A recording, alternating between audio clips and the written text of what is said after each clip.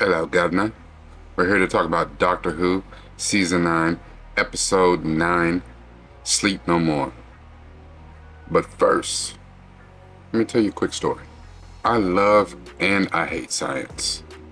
It was not my favorite subject in school, but I found science to be incredibly fascinating. My best subject was math. I hate math. Hate it. But I'm extremely good at it. I'm very good with numbers. And my favorite subject was history because I like telling stories. I don't know, you're sitting out there thinking like, no, really? Who would have thought? And even though I understood that we needed language arts, English, and to have power of words, because words absolutely have power, science was understanding or making an attempt to understand the way that the world worked. Math was understanding principles within the world and outside the world. Social studies was understanding the dynamics of people and things in the world. But science was trying to understand things, especially things that didn't make any sense. I loved science, and I loved things that you couldn't wrap your mind around, like deja vu. What is deja vu? I loved it when they explained it in the Matrix, and it was that there was a glitch in the system. But when I was a kid, before the Matrix movie came out, what was deja vu? Why could I have a feeling of, I've seen this before, I've done this before, I know something that I really shouldn't know? You know, people couldn't explain simple concepts to me. Love, hot, cold. And they would explain it with science. And sometimes it made sense. And sometimes it didn't. And then you might have been fortunate and you got shows, was it Beekman's Laboratory or Bill Nye the Science Guy? And you got shows that tried to explain things. But this particular episode of Doctor Who does a good job at explaining something that I thought in a movie I watched some years ago. Let's talk about it.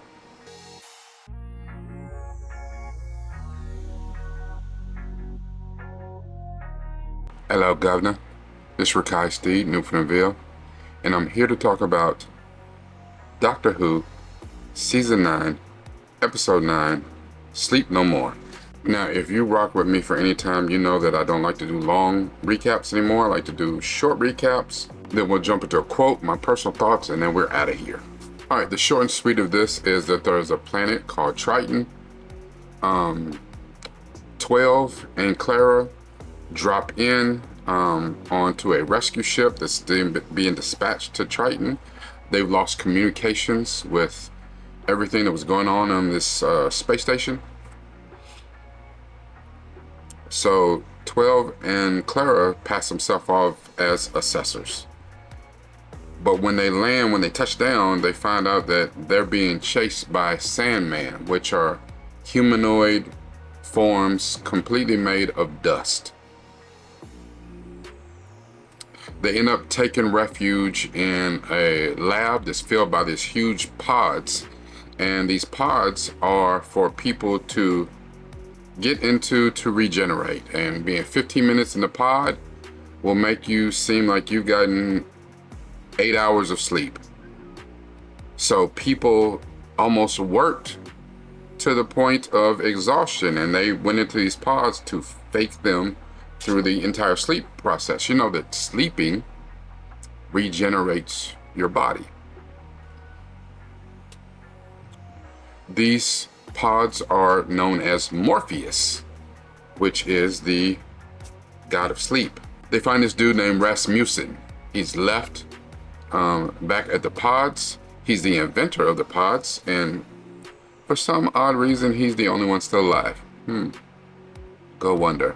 As they spend more time here, the doctor starts to figure out that Morpheus, the machines, transform the rheum in the corner of your eye into a carnivorous life form. And that is what is digesting the crew. So to put that in plain English, the little eye boogers you get in the corners of your eyes, what we call sleep in the corner of your eyes, is all getting put together, fused into a large life form that is carnivorous, and it is eating the people. How about that for not getting enough sleep? Now, several of the people that are on this mission, the sleep, the dust monsters, eat several people. They eat someone named Chopra, they eat Deep Ando and 474. The doctor realizes that Rasmussen has jacked their visual receptors, so the sleep dust monsters are actually blind. If you have been inside one of the Morpheus machines, the doctor is using your visual receptors as kind of like his own closed-circuit television system. So he's shooting his own reality show through your eyes. As they make their way to the ship, they find out that Rasmussen is actually not dead. He's alive. He had cut a deal with the dust monsters, and he traps them in a room. He plans to use the ship to go back to Triton and sick the dust monsters on everybody. Everybody gotta die. Everybody's gonna go get some sleep. Everybody gonna go night-night. So one of the people that's left, Nagata, actually they end up shooting Rasmussen. The doctor helps everyone escape. They destroy the gravity shields, and gravity does the rest. And it sends the space station to crash into Neptune. The doctor talks about how he doesn't understand how Morpheus is being spread, even with the gravity shields being down, because things are just not adding up. The math's not mathing. The Doctor, Clara, Nagata, they escape in the TARDIS. Then we see part of the video that says Rasmussen was actually a Sandman. And as he's being pulled apart by Neptune's gravity, he says he wanted to make sure that everyone sees the video, because the glitches in the video contain the code from Morpheus and will allow it to spread. You know that I like my quotes, and I only have one, and it's from one of my favorite movies. The original, the real, 1993's Jurassic Park.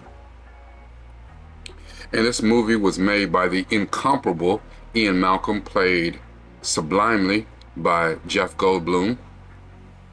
And he states, your scientists were so preoccupied with whether or not they could that they didn't stop to think if they should. And of course, he was talking about creating dinosaurs. Dinosaurs were missing DNA. They had missing DNA strains and chains and things like that. And so the scientists came in, plugged in some things, and created dinosaurs. Now I remember seeing Jurassic Park in the movie theaters and being absolutely blown away. It made me believe that dinosaurs could really exist. And even in that moment, and he said it, Dr. Grant said it, that they all said that they were taken aback in the moment by seeing dinosaurs in real life, especially Dr. Grant and Ellie Sadler. They said they had been researching, studying dinosaurs their entire life. And in the moment that they saw them, they became kids again. The first time you see a dinosaur in a book. And it didn't matter whether life, nature, circumstances chose to separate men and dinosaurs by 65 million years. They were here, and it was glorious. But being that Ian Malcolm was a scientist, but he studied the chaos theory, pretty much meaning wherever chaos could rear its head, it would. And you had to study, you had to be aware that everything, anything is never going to go as you have planned, because chaos. And he gave this great demonstration about dropping water off the back of Dr. Sadler's hand, and saying that you couldn't predict where the water was going to go, because there would be so many things, the tiny variations, the imperfection in her skin, the hair follicles, all these things. that it never really happened twice. One of the things that was amazing about this episode, even though it wasn't a particularly great episode, but it brought a lot of ethical and moral implications into purview. For years, we watched great movies, and a lot of those great movies, I mean, science fiction is its whole genre into itself. But a lot of other movies, horror, other movies that you can think of, scientists are involved. One of the greatest movies with a mad scientist is the book Mary Shelley's Frankenstein. And a lot of people still don't realize that the monster's not called Frankenstein. Frankenstein, the real monster, is the doctor, the scientist, who thought there's hey, I've got a wild hair up my ass. You know what? Why don't I get my little buddy Igor? He gonna go to the graveyard, dig up some bodies, or get these corpse pieces wherever you want. I'm gonna chop them up into little pieces, and then I'm gonna stick them together like the craziest shish kebab of all time. And then you know what? I'm gonna put it up in the air, stick some electricity in it, you know, little lightning, little jolt of life through it. And you know what? Working. Easy peasy, lemon squeezy. And then the monster roars to life. The second biggest problem with scientists is that we think we have a locus of control. As you watch the Jurassic Park movies, you watch the Jurassic World movies, you watch other movies, one of the biggest problems with scientists is not just that scientists are doing things that seem like they're on the cutting edge of science and the frontiers of medicine itself, and maybe some things that are beneficial to humankind. The other biggest problem is the billionaires and the people, corporations who bankroll these things. Now, do we really think that these people are looking out for the good of humanity? Really? They're looking to turn a profit. And it doesn't matter what it is. We saw Oppenheimer. Scientists, corporations, the government got involved. They're like, yeah, do your little science experiment. It's like we don't hear it, it's inaudible, but you should see, you should look at the people's faces and see the, you know, the evil laugh, the cackle. Boy, stop. Like, I know another one that I enjoyed. It's a terrible movie as well. Deep Blue Sea. And our protagonist, if you will, she had a valid, genuine reason. She saw a parent or someone wither away due to Alzheimer's. And she, you know, applied all these fancy scientific terms on if you could extract, you know, the life-giving energy, life-giving fluid from the pituitary gland of a great white shark or certain sharks, then maybe we could reverse, you know, scientific that thing, reverse science it, and find a way to combat and eradicate Alzheimer's and other brain, spinal diseases, things that affect humans. Sounds great.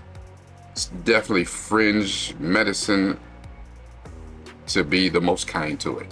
What is the danger inherent with that? We find out later in the movie, and I don't want to spoil the movie for you, but of course, to get the best results, she does what we do, and she started injecting the sharks with hormones to make them smarter.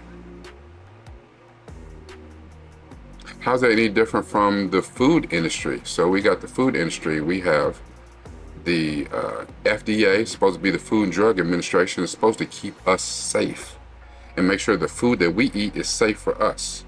But no, they're in bed with the corporations and in the government, and they let the corporations put all sorts of wicked poisons and all these things, addictive chemicals in the food. and they put things in there, pesticides on all the plants, and they put all these chemicals in the animals that we eat to make them bigger, fatter, faster. Because the bigger they are, the more we can charge, the more money we make off of each individual one, and the more profit we make, because that's what's important. Profit. Not our health, not our well-being. So again, the scientists are so preoccupied with whether or not they could. Do they ever really stop to think if they should? We have a clear example of that in this. And no, scientists are not monolith.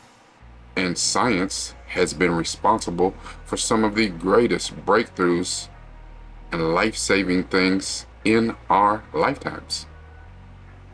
We could not make it without scientists. I understand. You have George Washington Carver, who did all these wonderful things with peanuts and gave us all these wonderful inventions. You have Garrett Morgan, and Thomas Edison, who gets the credit for, not finding out how to light a light bulb filament, but for the 1,000 ways in which it won't work.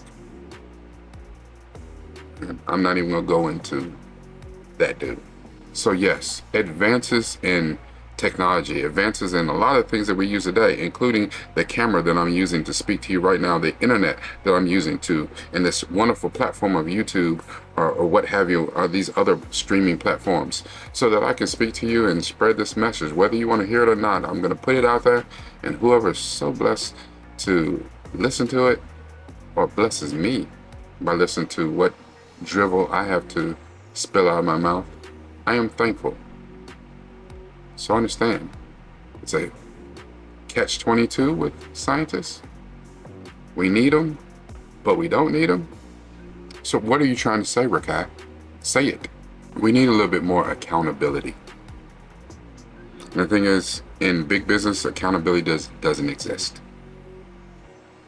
They have departments for that, but accountability is not for us. It's to make sure that the company extracts the most out of a product, out of a person, whatever, so they can get the maximum amount of profit for the shareholders. What does that mean for us, though?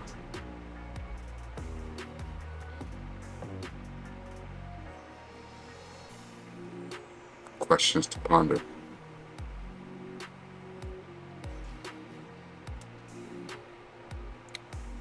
Ethical implications should always be considered of any actions made by scientists. Even when they are technologically feasible, should it be done. So this corporation has a grand idea. We want to make a zoo for dinosaurs. And I understand how the allure of that. I've loved dinosaurs my entire life. Like as a little kid, it just seems fantastical. And it seems like the best, worst idea ever. And now I have like 7 movies and several cartoon seasons to say that that's a dumbass idea. Would I want to see the Brachiosaurus and Stegosaurus? Yes. But if I'm being honest, just like everybody else, the ones that really excite you, the ones you really want to see, are the dangerous ones. The T-Rexes, the Spinosaurus,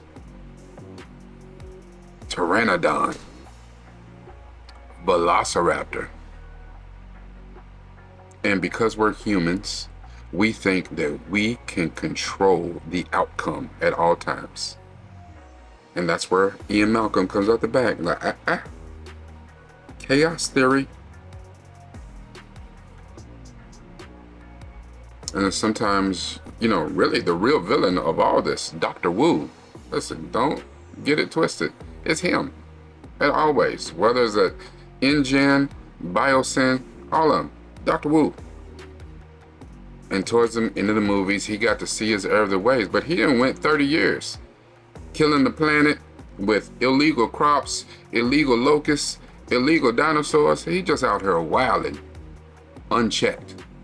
But somebody, as long as they drew a profit from it, I mean, he even had him selling dinosaurs on the black market.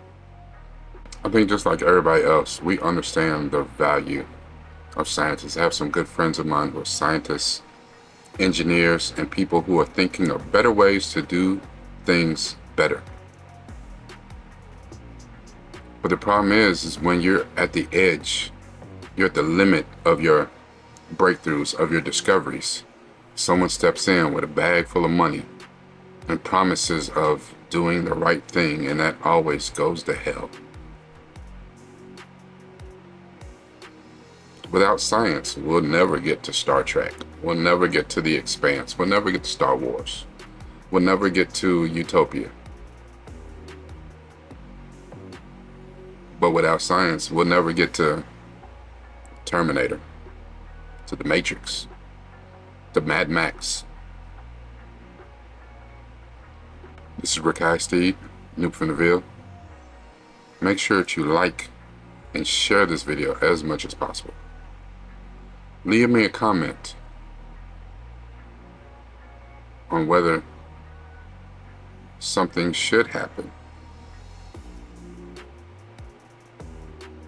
I don't even know what I'm trying to say, but leave me some comments on what you thought about this particular episode, what you think about the scientists, because there's so many scientists, there's so many movies. I'm sure that I missed a whole bunch of them. Those were ones that came to my head in the moment. You know, shout out to Jeff Goldblum as Ian Malcolm. It's one of my heroes in movies. And if for some reason you haven't subscribed yet, listen, I understand times are busy, but you got time right now. Hit the button, subscribe. It's real simple. And a little bell will let you know every time I drop a video. Watch more of these videos. You might get something out of it. Remember, every time I watch these, I try to use this. But what's really important is to use this.